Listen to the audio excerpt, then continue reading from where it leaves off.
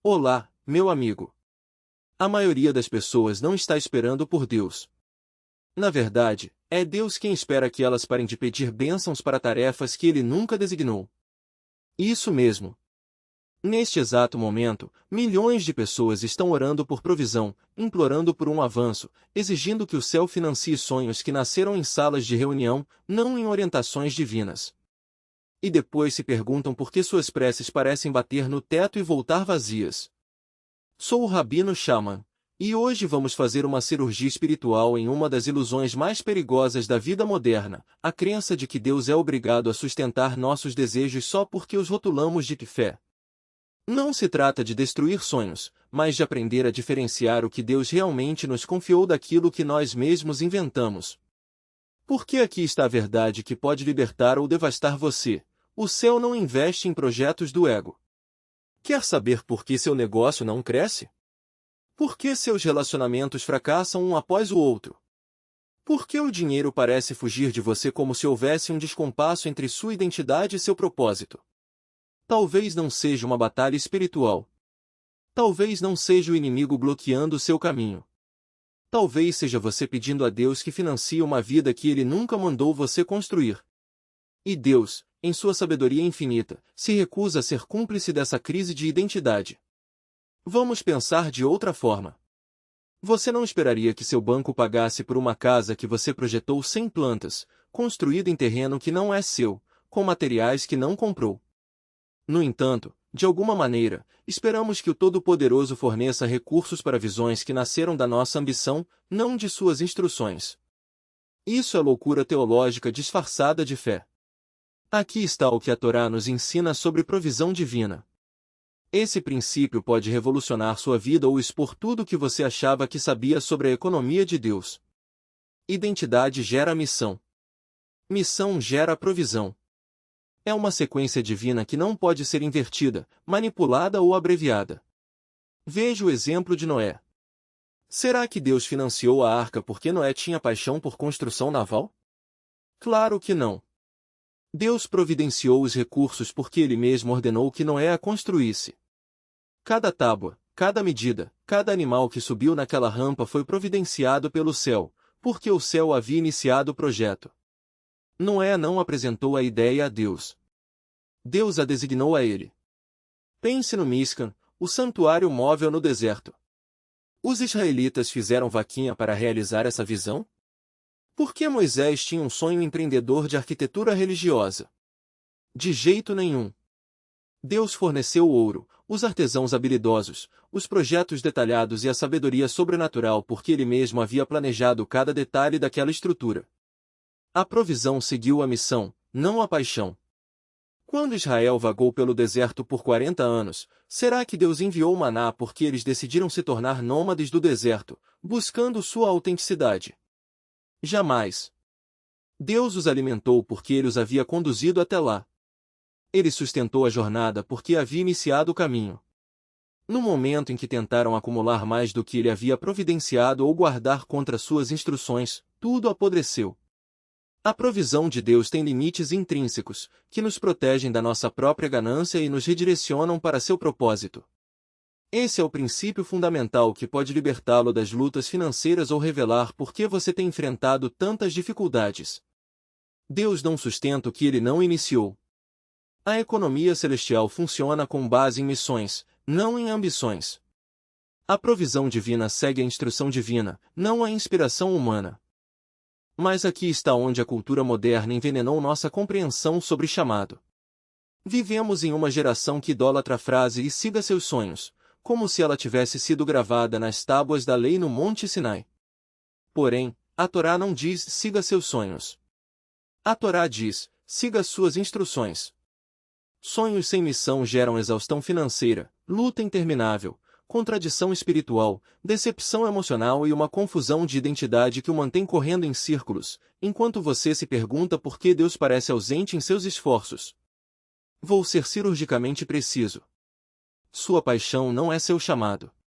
Seu talento não é sua missão. O fato de você ser capaz de fazer algo não significa que o céu autorizou a construir sua vida em torno disso. Eu posso cantar no chuveiro, mas isso não me torna o próximo rei Davi. Você pode programar softwares, mas isso não quer dizer que Deus o chamou para lançar a próxima startup de tecnologia. Há uma diferença enorme entre o que você consegue fazer e o que você foi designado a fazer. Essa confusão criou uma geração de pessoas exaustas, tentando forçar a bênção de Deus em projetos que Ele nunca abençoou, relacionamentos que Ele nunca aprovou e identidades que Ele nunca desenhou. Elas estão espiritualmente falidas porque investiram em empreendimentos que o céu considera não autorizados. Então, como saber se você está operando fora da missão divina? Vou lhe dar 3 sinais que funcionam como um diagnóstico espiritual, cortando o ruído e revelando onde você realmente está. Primeiro sinal: a provisão exige persuasão. Quando você precisa forçar dinheiro, manipular portas e convencer as pessoas a apoiarem sua visão, provavelmente está fora da missão. Os projetos de Deus atraem seus próprios recursos. Quando o céu autoriza algo, o financiamento, as pessoas e as oportunidades reconhecem a missão antes mesmo que você peça. Você não deveria ter que implorar por recursos para algo que Deus iniciou. Missões divinas carregam um magnetismo divino. Pense nisso na prática. Se você está constantemente correndo atrás de investidores, mendigando empréstimos, manipulando pessoas para apoiarem sua visão ou se esgotando tentando gerar recursos, pode ser que esteja tentando financiar algo que nunca deveria existir. Os projetos de Deus não exigem que você se torne um mendigo profissional. Eles exigem que você se torne um administrador fiel do que Ele já providenciou. Segundo sinal: sua paz some antes mesmo de começar. A missão vem com clareza, mas a ambição traz ansiedade. Quando Deus lhe dá uma missão, há uma paz sobrenatural que acompanha a instrução, mesmo quando a tarefa parece impossível. Mas quando você age por ambição, a ansiedade é sua companheira constante. Você não consegue dormir porque está sempre planejando. Não consegue descansar porque está sempre calculando. Não consegue aproveitar o presente porque está obcecado por um futuro que talvez nem seja seu para criar. Essa é a diferença entre ser chamado e ser movido. Pessoas chamadas têm paz no processo porque sabem quem autorizou o projeto. Pessoas movidas pela ambição têm ansiedade no processo porque estão tentando criar algo sem respaldo divino. Se seus sonhos lhe tiram o sono, talvez não sejam de Deus. Se seus objetivos geram mais estresse do que fé, pode ser que você esteja construindo fora da missão. Autorização. Você pode ter um coração puro e ainda assim estar fora do propósito. A questão não é se o seu sonho é nobre, mas se ele é seu. Deus não chama pessoas para projetos genéricos de bondade, Ele chama para missões específicas. Um médico pode ter o desejo sincero de curar, mas se Deus o chamou para ser missionário, a medicina se torna um desvio, não um destino. A santidade do objetivo não valida a autenticidade da chamada. Outros dirão: mas eu já investi tanto. Anos de estudo, dinheiro, relacionamentos. Não posso simplesmente abandonar tudo. Aqui está a verdade incômoda. O que você construiu fora do propósito não é um investimento, é um débito espiritual. Cada dia dedicado ao errado é um dia roubado do certo. Deus não está pedindo que você jogue fora o que aprendeu, mas que redirecione. As habilidades que você desenvolveu no caminho errado podem ser as mesmas que o capacitarão no caminho certo. O problema não é o que você sabe, é para onde você está apontando o que sabe. Há também aqueles que argumentam: mas eu tenho resultados. Pessoas são abençoadas, vidas são transformadas. Isso não prova que estou no lugar certo? Resultados não são sinônimos de autorização. Até Satanás pode produzir sinais e maravilhas. Veja Êxodo 7, 11 e 12. O que diferencia o fruto de Deus do fruto do esforço humano não é a aparência, mas a origem. O fruto de Deus permanece. João 15 horas e 16. O fruto do esforço humano, por mais impressionante que seja, murcha quando a fonte seca. Pergunte a si mesmo: esses resultados exigem que você se esforce cada vez mais para mantê-los? Ou eles crescem mesmo quando você descansa? A colheita de Deus não depende da sua exaustão. E então há os que dizem: mas eu sinto paz quando faço isso. A paz é um termômetro, não um termostato. Ela mede a temperatura da sua alma, mas não define a direção da sua vida. Você pode sentir paz em um relacionamento tóxico, em um emprego que o sufoca, em um ministério que o esgota. A paz que vem de Deus é uma consequência da obediência, não um substituto para ela. É a quietude que surge quando você está alinhado com o propósito, não a falsa tranquilidade que anestesia a voz do Espírito. Agora, deixe-me contar sobre um homem chamado Moisés. Ele passou 40 anos no palácio, aprendendo a liderar impérios, e outros 40 no deserto, aprendendo a liderar ovelhas. Quando Deus finalmente o chamou, ele disse: "Quem sou eu para ir?" Êxodo 3:11. Moisés não estava sendo humilde, ele estava sendo honesto.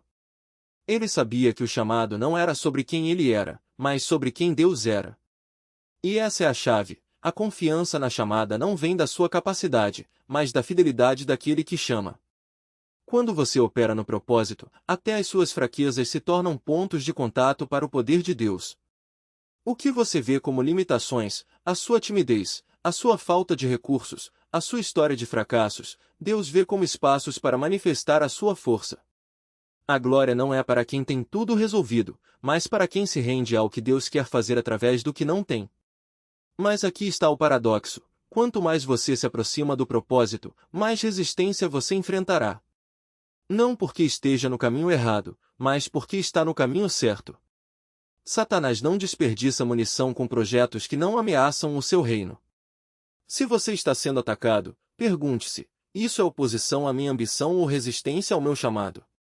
A primeira vem de dentro, a segunda, de fora. A primeira o enfraquece, a segunda, o fortalece. E quando a dúvida vier, e ela virá, lembre-se disto: Deus não chama os qualificados, Ele qualifica os chamados. O seu passado não é um obstáculo, é um mapa. As suas cicatrizes não são marcas de fracasso, são evidências de que você sobreviveu ao suficiente para ser usado. O que o inimigo planejou para o mal, Deus redireciona para o bem. Gênesis 52:20. Até os seus erros podem se tornar degraus, se você os entregar a Ele. Então, como você sabe se está no caminho certo? Não é pela ausência de dificuldades, mas pela presença de algo mais. Algo que não pode ser explicado apenas pelo seu esforço. Algo que persiste mesmo quando as circunstâncias dizem para desistir. Algo que, no fundo, você sabe que não poderia ter inventado sozinho. O chamado de Deus não é um destino, é uma direção. Não é um ponto no mapa, mas uma bússola no seu coração. E às vezes, a única maneira de saber se você está seguindo a bússola certa é dar o primeiro passo, não com a certeza de que chegará, mas com a confiança de que Ele o guiará. Porque no final, a questão não é se você está pronto.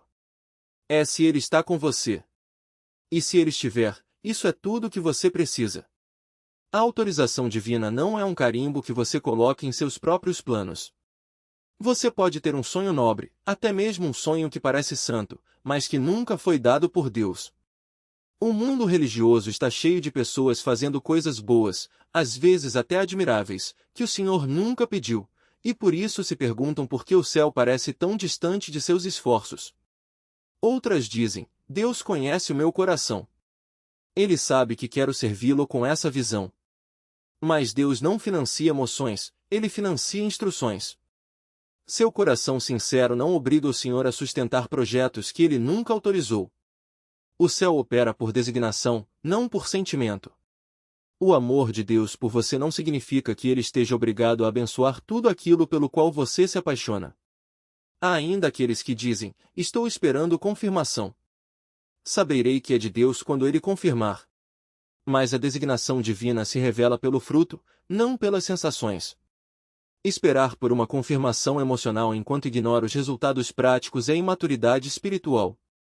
As tarefas que Deus nos dá se provam pelo impacto, pelos resultados tangíveis e pela maneira como avançam seus propósitos na Terra. Agora, quero que você encare um desafio. E peço que o leve a sério, porque seu futuro espiritual e financeiro pode depender da honestidade com que responder a esta pergunta. Identifique um projeto, sonho ou identidade que você tem pedido a Deus para abençoar. Pode ser um negócio que você insiste em tocar, um relacionamento que tenta forçar, uma carreira que persegue ou uma imagem que tenta construir. Agora, faça a si mesmo esta pergunta com uma honestidade cirúrgica: isso me foi dado ou eu criei? Essa designação veio das instruções do céu ou nasceu da minha ambição? Estou pedindo a Deus que financie algo que Ele autorizou ou algo que eu autorizei?